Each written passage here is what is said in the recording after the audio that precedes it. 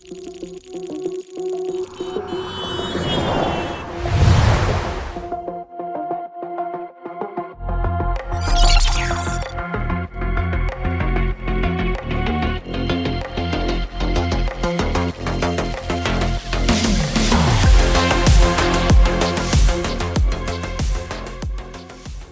right, so thank you for joining us here, Maniacal Books Monthly, for episode of the month of October. So, like I said I was going to do it big. I'm gonna start doing it big. I'm gonna start bringing in guests and things like that.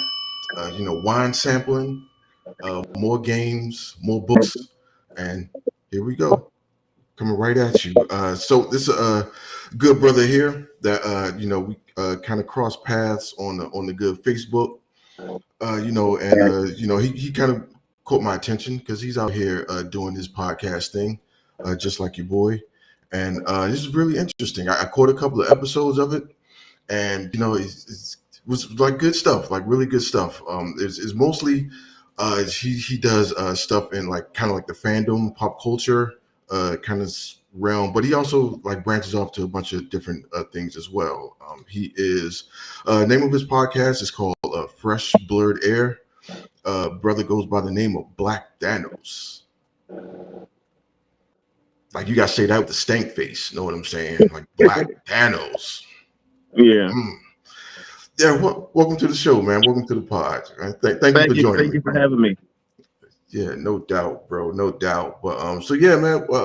Before I get it off with my question, because I know because when we were talking, I was like, this is kind of like a book podcast. It's kind of the narrative driven or whatnot. And my man was like, you know what? Yeah, that's cool. But I'm trying to talk some hoop. Okay, I don't know what you talking about. I'm trying to talk some hoop. You know what I'm saying? But tell me, tell me a little bit about you, man. Like, what's going on with you guys? Because like for me, like with the podcast thing, I started, I guess, right around the time when the pandemic happened, and my job had let me go. So I was in the house, and I was enjoying it for a while, but I wasn't used to being out of work that long. So I think I did a year and a half. I was in the house for a year, and I was just sitting at home doing nothing, YouTube, playing video games all day, sleeping, and that's it. Yeah. A little bit of the same. So was that this year? Did that happen this year? That was I think like the pandemic since it kicked off in like 2020. Like around 2020. Okay. Yeah, a little bit of the same. I got laid off like February this year, and like for a couple of months it was nothing. Mm-hmm. Like it was nothing. Like it's like I work IT, so it's sort of kind of normal that the contract ends and things like that, and so you kind of like either you get brought back in or you just gotta go back out there and like try to find something else. Yeah. But yeah, this year it was crazy. It was like nothing. It was normally you get hits here and there, know what I'm saying? But it was just desert. Yeah, it scared the hell out of me. But yeah, so well actually, you know what? I ain't gonna do that. Let's just go right into the questions. You know what I'm saying? So yeah, again, this is kind of like we a narrative driven or book driven podcast. So just a little bit about a little bit about your background, like what you're in the fandom. So my first question, basically, your background and what's your podcast about? So when I initially had a podcast before, I had it with a friend of mine, and what I wanted to, focus on, I wanted to be, not just focus on one topic and everything. I want to be able to, have something for everybody. Word. And me and my friend, we had the podcast before, and we did like a whole, like multiple episodes. But then like I started, being complacent, and I want to, branch out and do my own thing, which is what I'm doing right now. Which it took me a while to get to where I'm at right now. Yeah. Until I found my comfort zone. Yeah. But like my podcast that I have now is about I dabble into sports, anime, wrestling, relationships. Okay. current events, whatever's going on in the world, and I try to, have a diverse, type of guest and everything, and because I tell everybody, up front, I let them know, this is what I'm doing. This is the kind of, podcast that I'm, trying to put out there. Yeah, no doubt. Yeah, same, a little bit of the same here. Trying to find my way through this thing because I started out doing it with a buddy of mine too, and just kind of drifted apart. And yeah, like we kind of in the same, we're in the same boat, kind of. All right. So the next one is, this being mostly a literary podcast. What would you consider your favorite or most influential book? In your life, or like something that kind of like feeds your life, basically. For me, you know, I would say where the wild things are. Ooh, okay. Oh, that's different. Different. All right. That Yeah. was like one of my first books that I came across when I was a kid, and I just how immerse yourself into fantasy and everything, Yeah. and getting into that, and then it takes you to another, space. Yeah. That being, it's calling it kids book kind of, but it really is. Yeah, it delves kind of deeply into like your imagination and how like things can just spring forth from your mind, especially like at its purest form as a little kid. You know what I mean? Like when your imagination is kind of pure and just like super boundless. So yeah, that I connected with it too, though. I connected with that book when I was a kid too. So yeah, that's damn. I haven't thought about that in at least a couple of decades. I forgot all about that book. Um, but all right. So number three, is there an author that you would consider your favorite? For me, I didn't really do too much of a lot of, because my brother, he's more of the reading type person. Like he reads more than me, but I have my my choices of who I what author I like what's the name, R.L. Stein. Yeah, dope. Okay, yeah, love it. Yeah, no doubt. Don't worry about him yelling at my kid. Oh, So yeah, yeah, no, horror stuff. Yeah, I grew up on that. Yeah, I read damn near every Goosebump book. And so yeah, I was just because it's that season, it's the spooky season, right? And so like I think Netflix just added the show on there, and I was looking through that a couple hours ago. Like, oh, yep, add to the favorites. I'm gonna come back, circle back around for that. Yeah, no doubt, love it, love it. What do you look for when? Well, okay, I'll go past that. 'Cause you said you're not you're not, the bookworm like I am. You're not that hopeless nerd like I am. But you do a lot of content within the greater pop culture, especially in blurred culture. What was the moment that got you into fandom? And was it a comic book? Was it a movie or like an animated series or what?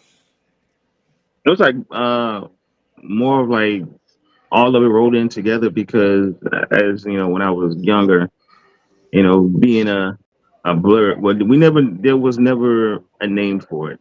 You was just Yeah, a nerd, and people would make fun of you and all that other stuff, and you didn't really have your close knit community because everybody was closed off, and they was like scared yeah, to put themselves out there because they're gonna get made fun of. yeah. There was when I was in. I don't want to date myself, but I mean, come on, but whatever. But so yeah, when I was in like middle school, high school, yeah, there was no such thing as a blurred. Because I look at people now, Yeah, like the people I grew up in high school with. Now they saying, yeah, I love anime. I was like no, yeah, nah. like no, like we no. we did not talk about anything, right? Because the minute you mention like a comic book or whatever, your ass is getting beat. Yeah, They're beating your ass. You know what I'm saying? The only time you can talk about that is when you nice throwing them. You gotta be nice. You gotta be nice with the hands, to keep them off you. But yeah, no, there was no like. I kind of envy kids nowadays because like pop culture and like geekdom and all that's just kind of like matter of fact. But yeah, back then, nah, because I was into Star Trek, hard back then. And nah, I wasn't talking about no damn, Captain Picard. I wasn't talking about that. Nah, no, no, no, no. Not in No, my high school. no, they don't want to hear that. Yeah, ain't nobody rocking with. Like, nah, you better, I don't know, talk about Snoop Dogg or some shit, But all right, so next one, what was the superhero or comic book that speaks more to you? A book that speaks more to me, I would say The Flash. Okay, yeah, respect it. Yeah, Flash is dope. Yeah, yeah, no doubt. I don't know which one speaks more to me. I don't know, man. Either, I mean, you can go with the like the surface level, like Black Panther or something, but I don't know. I've always been a Gambit guy. I've always like gravitated to Gambit because I've because I read like my comic of choice was X-Men, like back in high school or whatnot, right? And Right. so Remy always seemed cool. It always seemed like we can like just hit the mall and bullshit and holler at girls with like Gambit. He seemed like that type of. He was on that type of time. You know what I'm saying? So yeah, I always like, Time. huh? Demon Time. Yeah, yeah, no doubt. Yeah, that was all. That was all Remy, just hitting the mall, getting numbers. But he was always on that time. If you could pitch your own comic book or novel to a publisher, what would it be? I could, uh, I guess, like some of,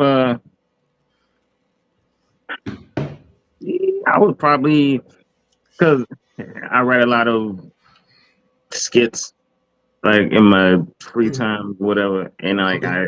since I'm a big wrestling fan, I incorporate skits into like the wrestling world and everything, and Yeah. how it would, be, take different situations and put it in like a wrestling format. Oh, that sounds like booking. So okay, so you can like book your own shows basically. Hmm. Okay. Oh, that's man. Yeah, we go.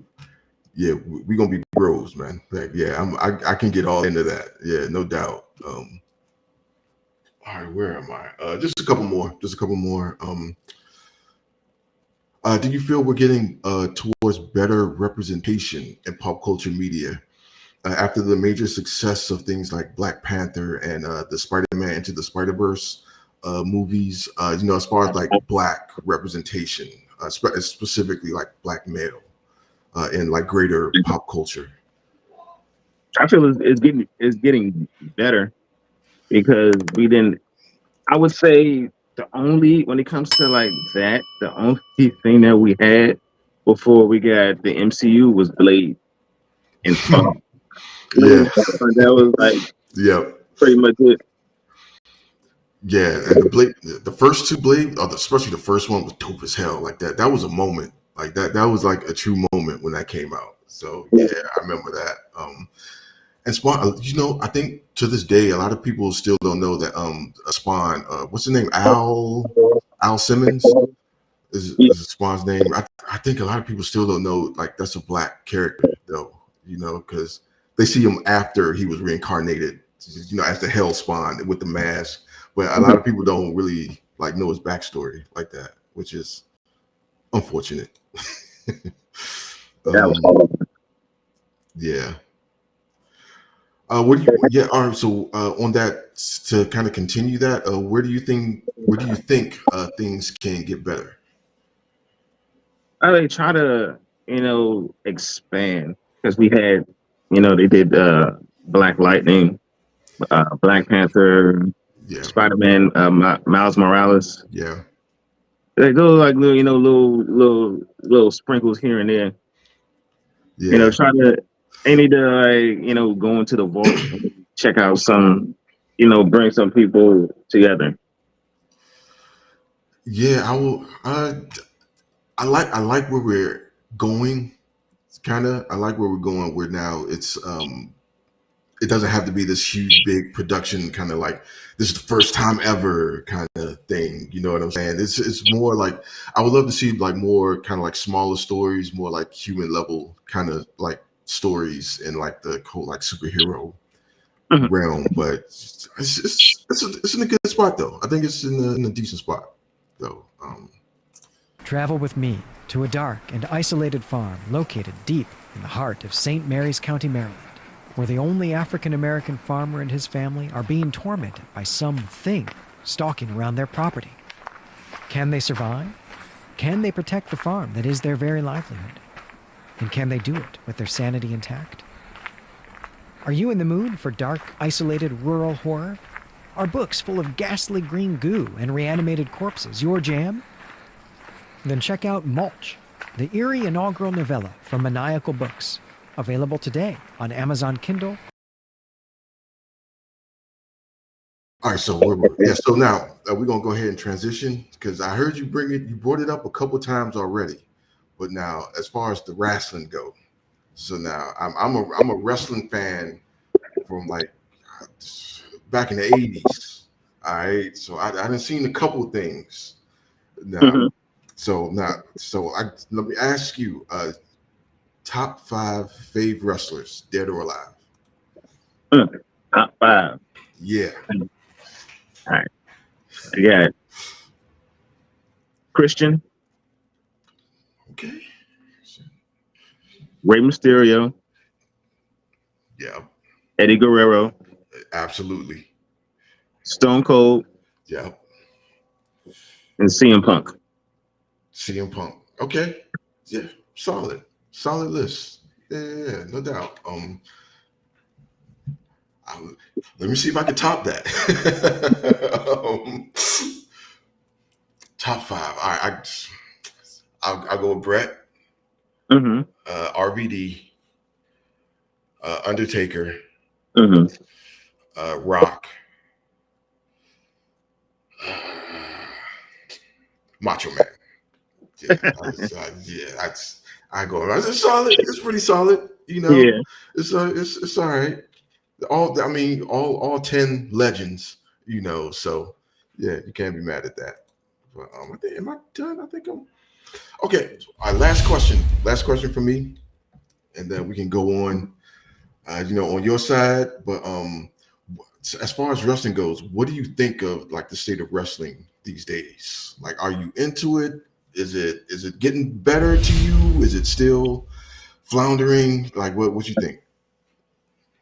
Sure. I'm still a fan of it as I was since I've been growing up. I actually got it up right now. Wow, really? You still rocking with it that hard? I still rock with it. Wow. I fell off. I fell off, man. Yeah, it got interesting when AEW came back. It got really interesting, Mm-hmm. like in that moment. And I don't know. Then AEW became what it is, but it's still. I still would rather have AEW in existence, than just have WWE just and that's it. It's pretty much, owning everything. Yeah, I still like. I mean, it's the minor league, AEW.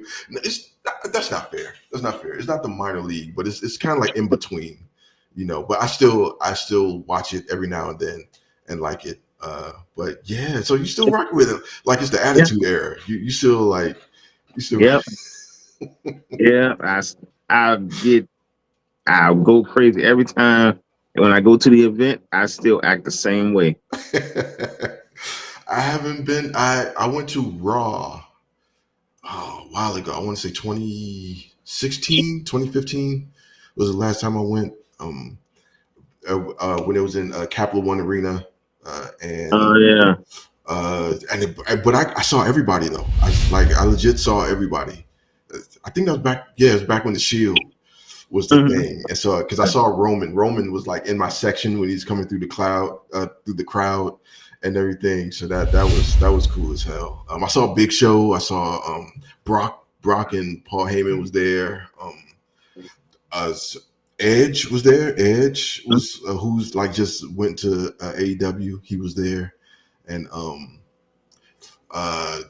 Edge and Christian was there. Matter of fact, and what's Seth Rollins.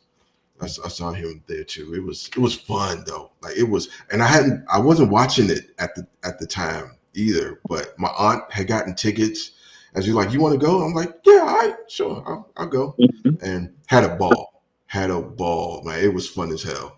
bro. Like I got Have you met anybody? you know the crazy thing is I didn't meet not one wrestler, but when we were leaving, we were like the Raw was over and we were leaving. Mhm. Ryan Kerrigan was in there, like in the crowd, just randomly. That was the only person I met at like a wrestling event was Ryan Kerrigan, the former like defensive end from the Redskins. It wasn't even the Commanders then, you know. But yeah, that was cool. That was, and my phone died. Like I couldn't even take a picture because my phone died. I was too busy recording and stuff like the event, and I meet a Redskin and my damn phone died. But yeah, that was cool. So yeah, man. Hey, thank you, man. Thank you for joining the pod and hanging with me. Answering some questions or whatnot, and I appreciate it, man. I definitely want to have you back on so we can talk some more wrestling and and all that good stuff, man. So yeah, thank you, bro. Black Thanos with the stink face. You gotta do it with the stink face. Thank you, bro.